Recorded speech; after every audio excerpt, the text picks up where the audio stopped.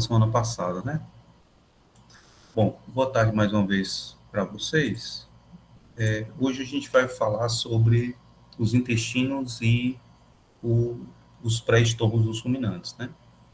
Como vocês já sabem, a Organização Geral do Digestório, a gente encontra a camada mucosa, a submucosa, a muscular e a serosa. E aqui no intestino, essa divisão ela é perfeita, você encontra todas as camadas muito bem definidas, tá? Quando a gente olha o intestino delgado, a gente consegue subdividir o intestino delgado em basicamente três porções. São elas o duodeno, o jejum e o íleo. O duodeno sendo a porção inicial, o jejum a porção média e o íleo a porção final, né, mais posterior do intestino delgado.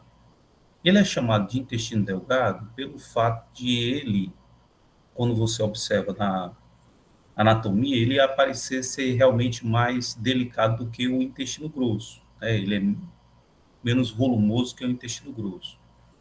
Quando a gente olha na histologia, a gente percebe que a sua mucosa é formada por vilosidades, certo? E essas vilosidades têm alturas variadas, dependendo de aonde a gente está no intestino delgado, tá? Então vamos, a primeira lâmina que a gente vai estudar é o duodeno.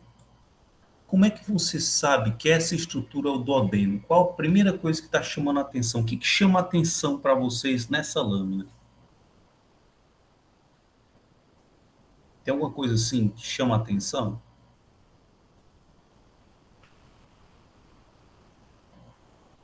Olha essas duas imagens aqui. O que tem diferente dentre essas duas imagens? A coloração. Não, tudo bem. A coloração é um detalhe, mas olhando a estrutura, tem alguma coisa diferente aí? Tem alguma coisa que chama a atenção?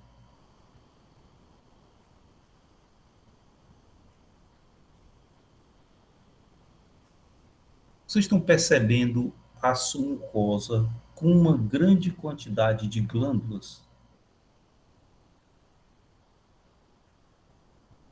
Olha aqui, a grande quantidade de glândulas que a gente tem aqui. A gente não observa essas glândulas aqui, confere? Ó, uma grande quantidade de glândulas aqui, e aqui não existem essas glândulas. Nem aqui, tá vendo? Então, a porção inicial do duodeno, ela é caracterizada por apresentar uma grande quantidade de glândulas na região da submucosa. Essas são as glândulas de Brunner. Essas glândulas elas são importantes porque elas secretam uma substância que neutraliza o quimo. Vocês sabem o que é o quimo?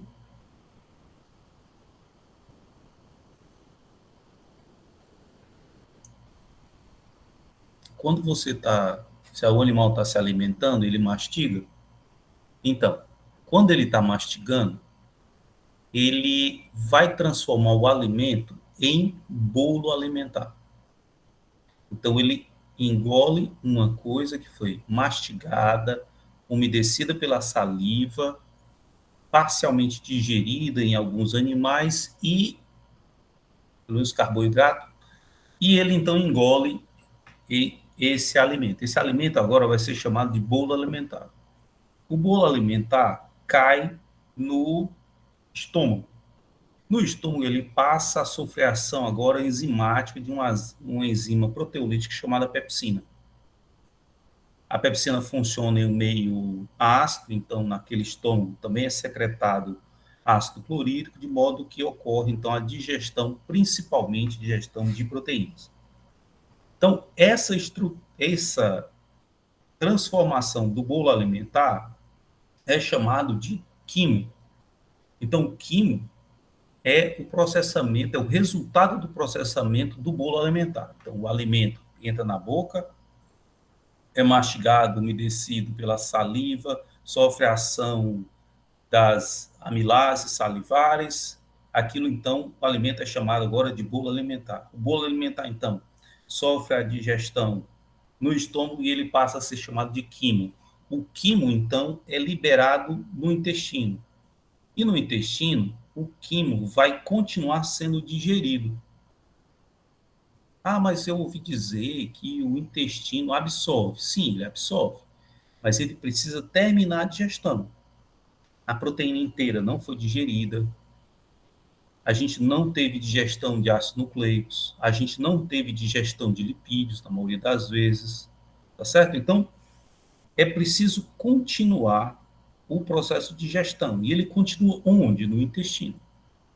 Então, o quimo, que é o resultado da ação da pepsina e do ácido clorídrico sobre o bolo alimentar, vai então ser processado e vai ser transformado em quilo. O que é o quilo? Quilo é o processamento que o alimento sofre, né, que o quimo sofre lá no intestino. Depois dessa digestão feita, então que essa digestão, essa absorção acontece. Agora é importante que a gente perceba que as coisas vão acontecendo meio que simultaneamente, né? A gente fala essas coisas mais separadinho, mais a gente compartimentaliza muitos conhecimentos, né? Então, assim, acontece a digestão, depois da digestão acontece. As coisas vão acontecendo, certo? Então, esses processos vão acontecendo. No intestino, a gente observa, então, a digestão e a absorção dos alimentos, filho, ok? E aí, esse material que está agora no intestino, a gente vai chamar de quilo, tá? Quilo. Então, o quimo, que é o que vem do estômago, ele é extremamente ácido. Então, eu preciso proteger a mucosa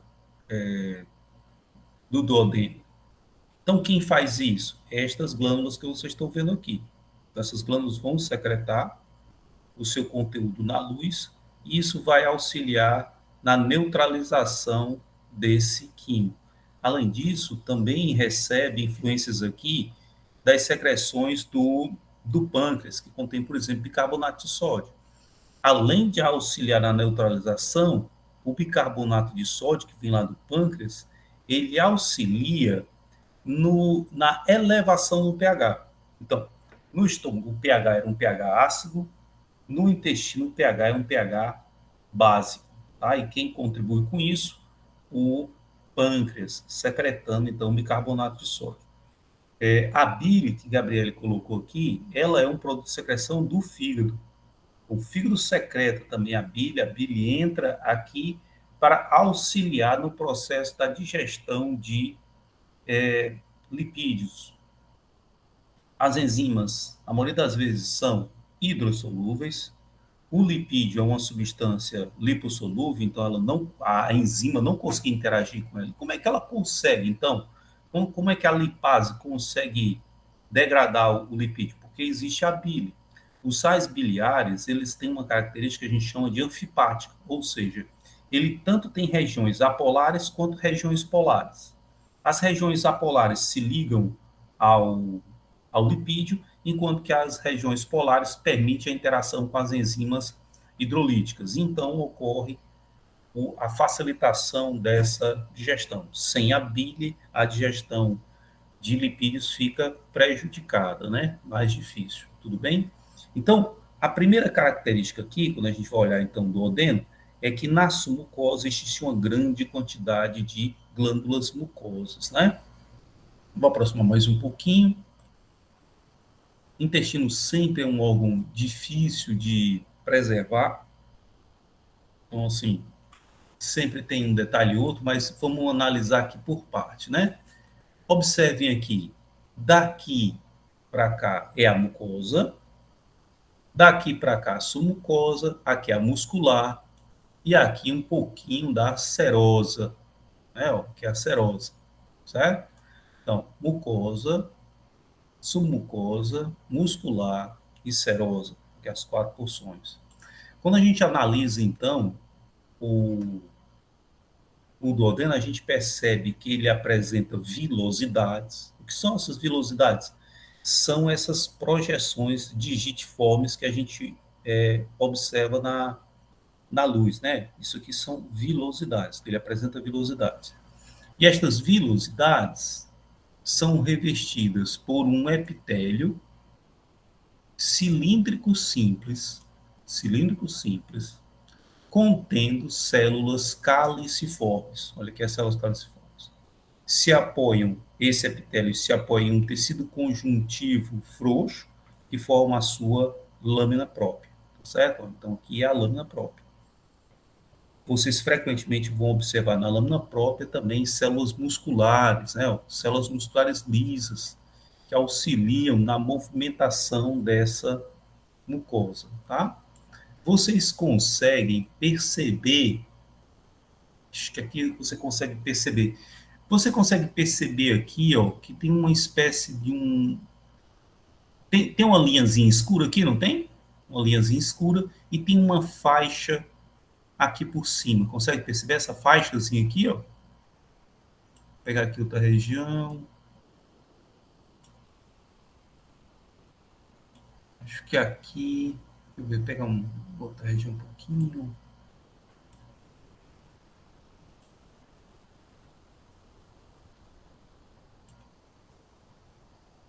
Pronto. Aqui vocês estão vendo as células, né?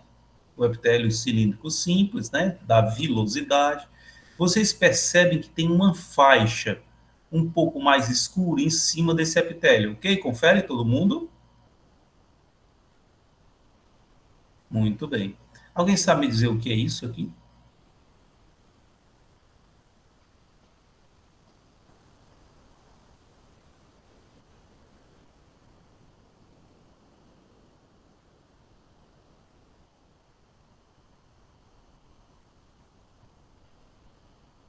São as microvilosidades.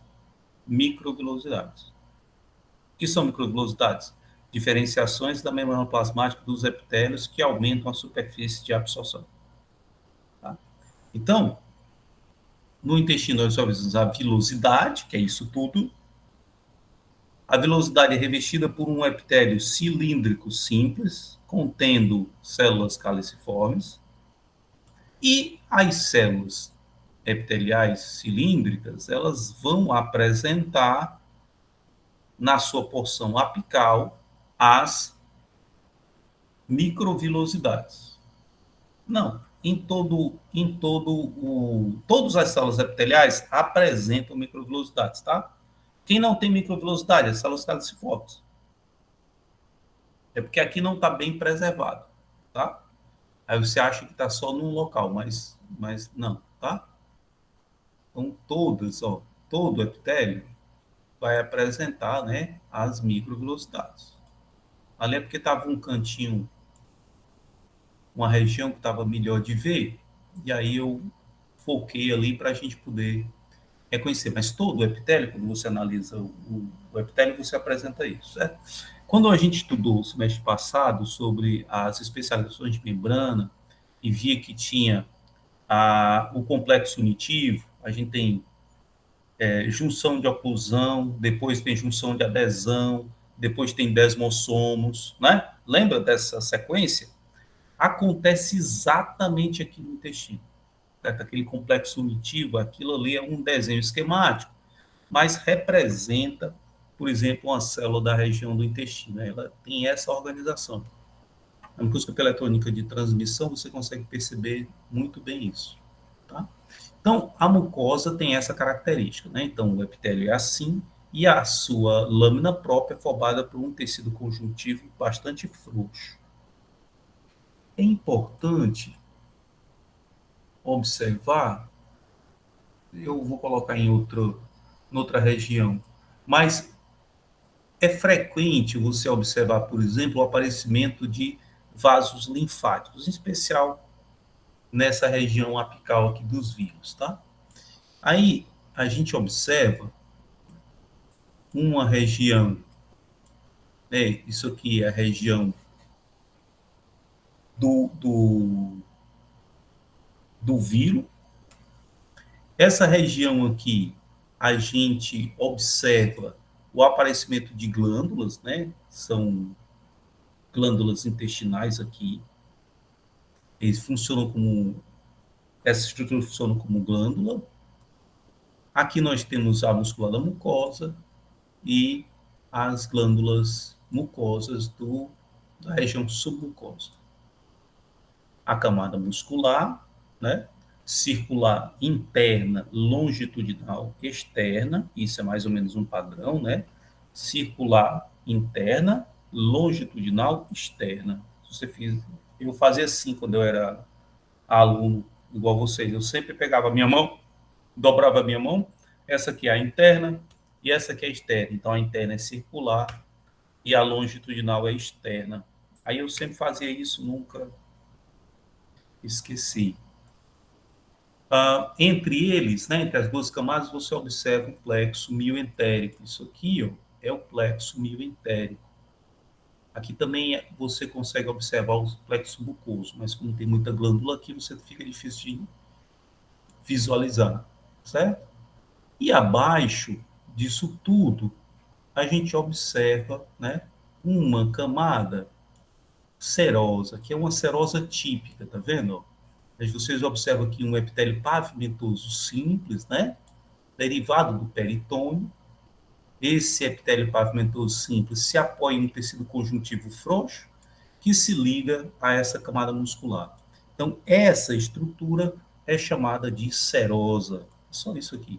Algumas vezes na serosa você pode observar o acúmulo de tecido adiposo. Deixa eu ver aqui se a gente. Ó. Então, isso aqui é a serosa, ok? Então, epitélio pavimentoso simples, né? Tecido conjuntivo bem frouxo, certo? Então, isso aqui constitui a serosa. Qual a importância da serosa? A serosa é uma camada que facilita o deslizamento de uma víscera sobre a outra, evitando que haja a ligação de uma víscera com a outra, certo? Então, se tiver problema nessa região, essas vísceras vão se grudar e pode imaginar a bronca que você vai ter aí no digestório, né? Pronto. Então, vamos ver aqui uma outra região. Aqui a gente está olhando também intestino delgado. Como é que você sabe que está no intestino delgado, certo? Porque você percebe vírus, ó, vírus, nesse caso, vírus longos, né? Você observa aqui, ó, aqui são vírus, e essa estrutura aqui são glândulas intestinais, certo? Aqui a gente tem criptas, né? E essas criptas formam as glândulas duodenais. Então, essa porção toda, mais uma vez, essa porção toda aqui é mucosa, aqui está aqui a muscular da mucosa, aqui embaixo, né? Muscular da mucosa, submucosa e a camada muscular. E aqui são as glândulas duodenais. Essas estruturas aqui secretam várias enzimas que vão auxiliar no processo de digestão. Só por curiosidade, vocês estão percebendo aqui essas coisinhas escuras aqui. Alguém sabe dizer o que é isso?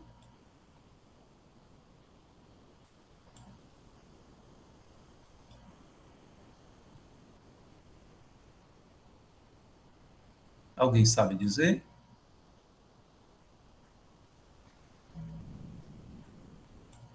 Ninguém?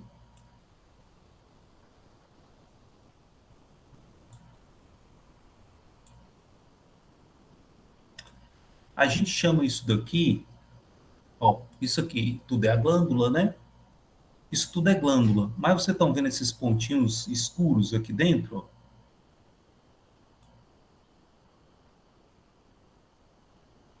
O que é isso? O que são esses pontinhos?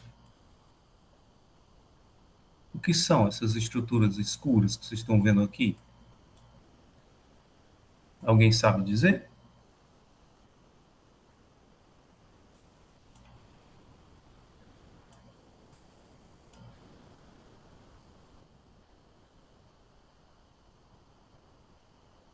Ninguém. Tá. Então, assim, essas estruturas, isso tudo é uma glândula, né? Isso aqui é uma glândula, isso tudo é uma glândula. E essas estruturas aqui, a gente chama isso aqui de figura de mitose. O que é figura de mitose?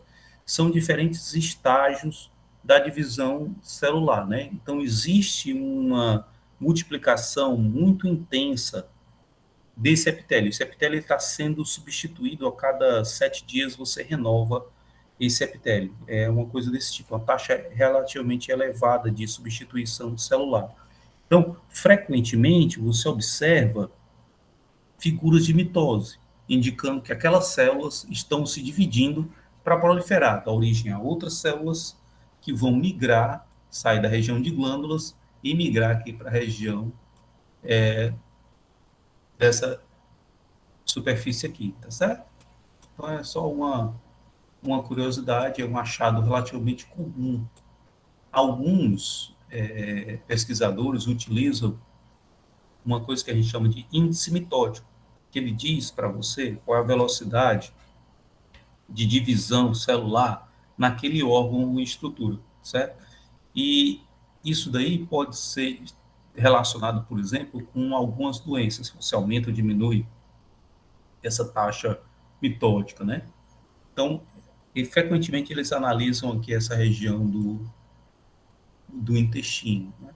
Então, isso aqui é chamado de coletivamente figura de mitose. Estava vendo se tinha alguma bem diferente, mas você consegue perceber aqui, ó.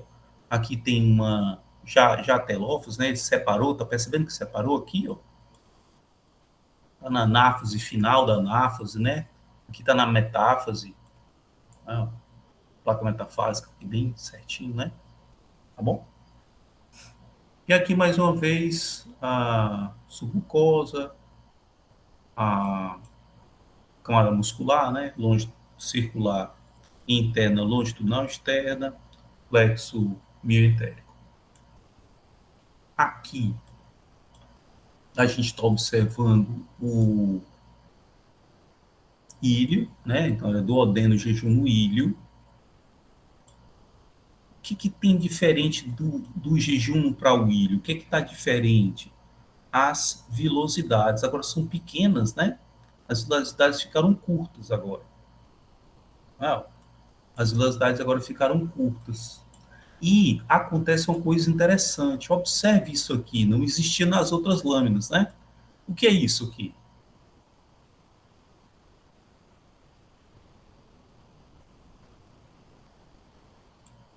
O que é isso?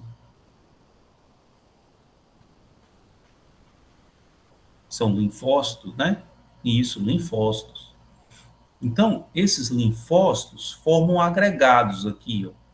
Esses agregados linfócitos a gente costuma chamar de nódulos linfáticos. Aparecem nódulos linfáticos na região da submucosa, certo? Então, o que caracterizaria, por exemplo, o ilho? O aparecimento desses nódulos linfáticos, certo? Inclusive, eles podem ser uma quantidade tão grande que vão formar uma estrutura que a gente conhece como placas de Peyer. Então, um conjunto, uma cadeia de nódulos linfáticos, certo? Ele aparece na porção final do intestino delgado.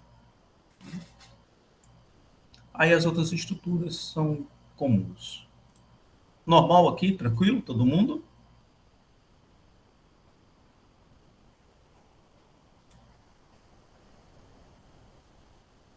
Eu vou mostrar aqui mais uma vez o que é duodeno.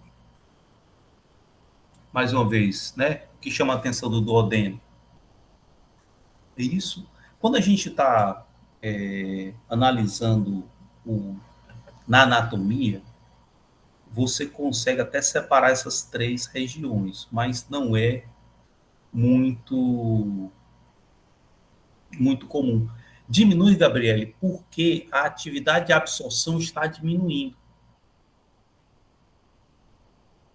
É, você precisa ter uma função. Por que eu tenho um vírus?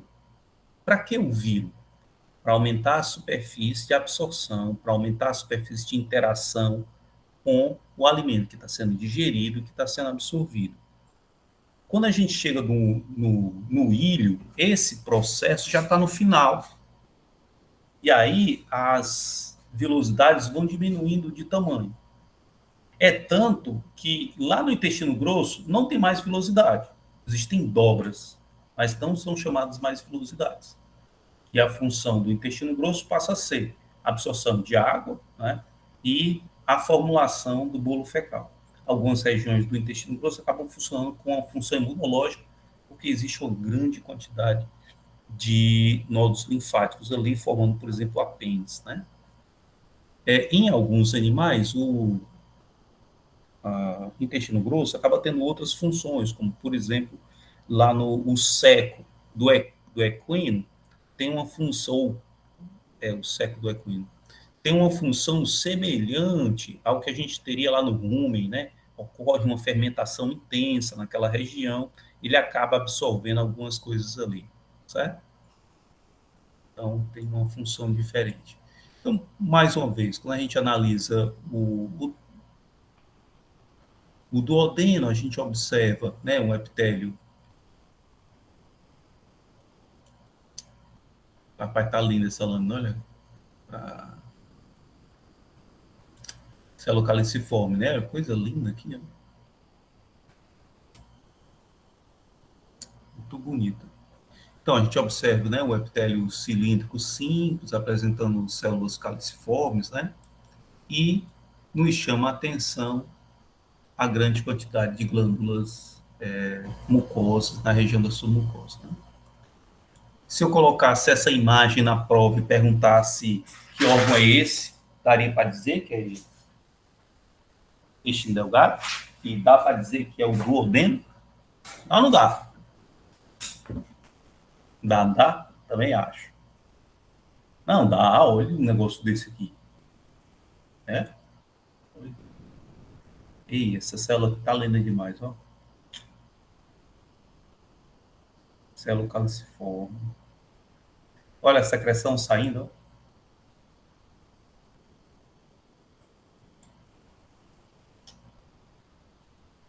Muito bem. É lindo mesmo. Eu brinquei no outro turno que valia uma tatuagem, mas de repente essa aqui vale também, bonito. Então, quando a gente olha o jejum, a gente percebe, né, que as glândulas, eu não tenho as glândulas intestinais, eu não vejo mais todas aquelas glândulas, né, não tem mais aqui na região da submucosa formada por um tecido conjuntivo denso não modelado, percebo aqui, né, isso aqui é linfático, né, de linfático, existe uma grande quantidade de células caliciformes, aqui, ó, células caliciformes, certo? Isso aqui no centro, ó, é um linfático, tá certo? É um linfático. Esses linfáticos aqui, ó, esse aqui é linfático, é a base linfática. Eles vão absorver, que lindo aqui. Eles vão absorver os lipídios, né? Eles são transportados via linfático. Olha mais uma vez a microvelocidade aqui, dá para ver bem nítido, né? Olha que lindo aqui. Né? A gente chama isso aqui na microscopia de luz, como eu não consigo ver eu não consigo ver de fato a microvelocidade, né? Eu vejo essas projeções e tal. A gente costuma chamar isso de cutícula. Existe uma cutícula revestindo as velocidades. Alguns livros trazem esse termo, é uma cutícula. É isso aqui que ele quer chamar de cutícula, que é esse revestimento aqui, mas isso aqui são microvelocidades. Muito bem. Aí aqui mais uma vez no ilho, só para a gente só para a gente terminar aqui. Aqui o ilho aberto, as microvelocidades pequenas, né? Aqui são, isso aqui tem uma coloração especial, aqui são as caliciformes, né? Tá corado aqui, diferente aqui as caliciformes, né? Aqui são as caliciformes, tá? Células caliciformes. Tudo bem aqui, né? Pronto. Vamos dar uma olhadinha aqui no intestino grosso. Olha como é diferente aqui, ó. No intestino grosso, ele não apresenta mais vilosidade, né? Não tem vilosidade intestinal, tem dobras, ó, existem dobras. Algo semelhante que aconteceu no intestino, no estômago, né? O estômago apresentava dobras, a mucosa era cheia de dobras. Aqui também, cheio de dobras. Então chega a formar vilosidades, né? Que a gente observa, então, as velocidades desaparecem e aumenta proporcionalmente o número de células caliciformes, né? Grande quantidade de células caliciformes agora, né? Tem muito lá no intestino delgado, mas no intestino grosso, proporcionalmente, é maior o número de células caliciformes. E assim como no outro, a gente tem o epitélio cilíndrico simples, a lâmina própria é um tecido conjuntivo frouxo, né? Existem criptas também, mas a função agora é absorção de água e formação do bolo fecal. Aqui daqui para cima é mucosa, submucosa, aqui é a camada muscular, e embaixo nós vamos ter a serosa. Tá? Porção inicial do intestino grosso, aí a gente vai ter aqui mais do intestino grosso, aqui também já é uma porção. Veja que a quantidade de. Olha a quantidade de células caliciformes que a gente tem aqui. Dá para perceber, não é? Que realmente aumenta o número de células caliciformes quando a gente está no intestino grosso. Essa lâmina aqui seria uma lâmina mais característica de intestino grosso. Certo? Se você olhasse essa imagem aqui, você tem que dizer que isso aqui é o intestino grosso. Você pode não saber que está necessariamente no cólon, mas isso é intestino grosso. Por quê? Pela grande quantidade de glândulas, de células caliciformes que você observa e pelo aparecimento já aqui desses acúmulos linfóides aqui, tá? Começa até a formar quase uma tonsila aqui, tá? Percebam que não há mais vilosidade, né? Apenas dobras. Tranquilo aqui todo mundo? Mais uma vez, mucosa muscular e uma serosa. Ok? Muito bem. Aí existe uma estrutura que é chamada de apêndice, né, que funciona como se fosse uma tonsila, né? Tonsila é o nome que a gente dá para essa organização de nódulos linfáticos associados a um epitélio, né? Então a gente chama isso de tonsila. Isso aqui seria um tonsila intestinal, que é o apêndice, né? Tem uma função de órgão linfóide secundário. Você olhando isso daqui, nem parece que você está olhando o intestino, né? Dada a grande quantidade de nódulos linfáticos que tem aqui. Mas esse é o aspecto que a gente teria de um apêndice, né? Então, a maior parte do intestino grosso vai ter essa característica aqui, tá bom? A maior parte do intestino grosso vai ter essa característica. Tranquilo, né?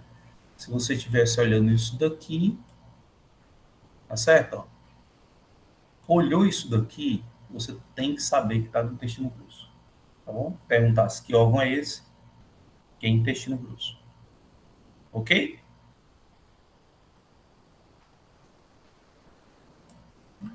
Muito bem. Aí, eu vou colocar aqui uma outra.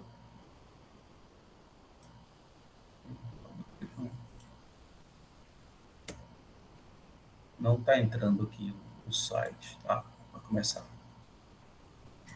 Existe um outro site, eu só tenho umas lâminas estáticas, certo? Para a gente mostrar pelo menos o que seria o pré-estômago. O pré-estômago dos ruminantes, eles são uma porção dilatada, né? E eles se caracterizam por apresentar uma mucosa formada por um epitélio estratificado pavimentoso queratinizado, variados graus de queratinização.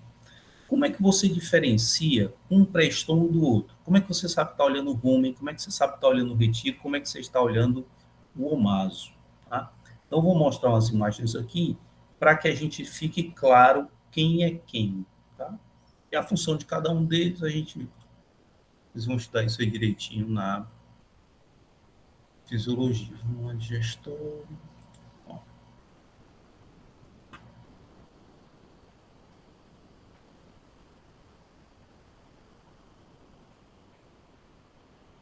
deixa eu ver para você.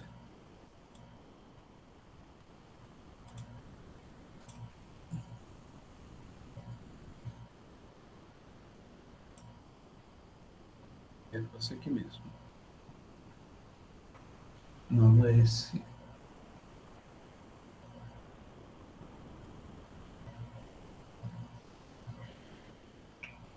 Eu acho que não é esse aqui.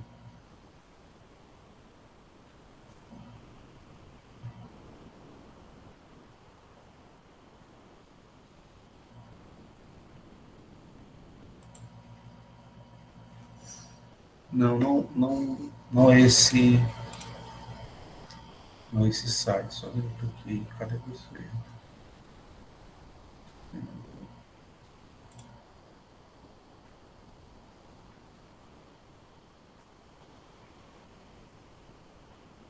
Não achei.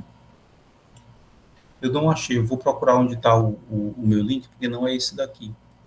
Eu queria mostrar para vocês as características da camada mucosa. Se você analisar a mucosa do rumen, do retículo do omaso, você tem condição de diferenciar cada um dos órgãos, né? Então, assim, quando a gente analisa as papilas são diferentes, mas se você observar na anatomia, na macroscópica, você consegue claramente diferenciar um órgão do outro, né?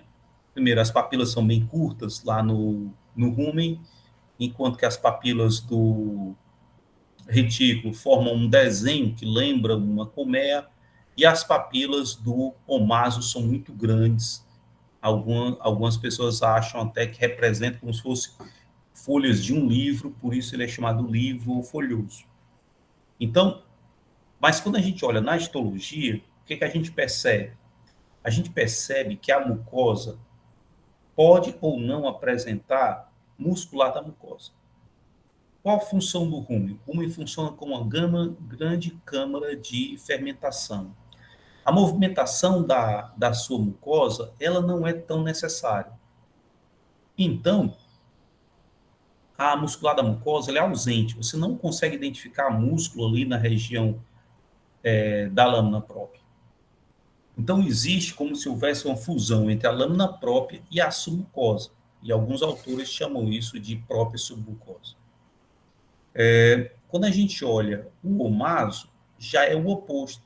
O omaso é um órgão que apresenta uma grande atividade contrátil. E essa contração é importante para auxiliar na remoção de parte desse líquido que veio lá do rumen para ser direcionado, então, para a abomaso. Então, como existe uma grande atividade contrátil, a musculatura do órgão acaba invadindo a muscular da mucosa, e a muscular da mucosa, então, é bem desenvolvida, apresentando 3 faixas de músculo em cada uma daquelas papilas, né, nas primárias, secundárias e terciárias. Então, existe um grande desenvolvimento da camada muscular da mucosa, inclusive com interação, ligação com a camada muscular do órgão. Quando a gente analisa o retículo, a gente tem um ponto que seria intermediário. O retículo apresenta aquelas formações como se fossem colmeias, né? E a gente percebe, então, nessas projeções mais altas, na porção apical da papila uma faixa muscular, como se esse músculo funcionasse como uma viga, dando sustentação àquela estrutura que está com aquela forma geométrica. Então, perifericamente àquela estrutura, nós vamos observar músculo liso, mas só nessa região apical. Quando a gente olha na porção mais basal da papila, nós não conseguimos encontrar a muscular da mucosa. Então, a muscular da mucosa está presente, mas localizada apenas nas porções apicais da papila, isso no retículo. No rumen, ausência total de muscular da mucosa, e no maso, um grande desenvolvimento na camada muscular da mucosa. Tá certo? Então, basicamente, essas seriam as diferenças. Tem alguma dúvida?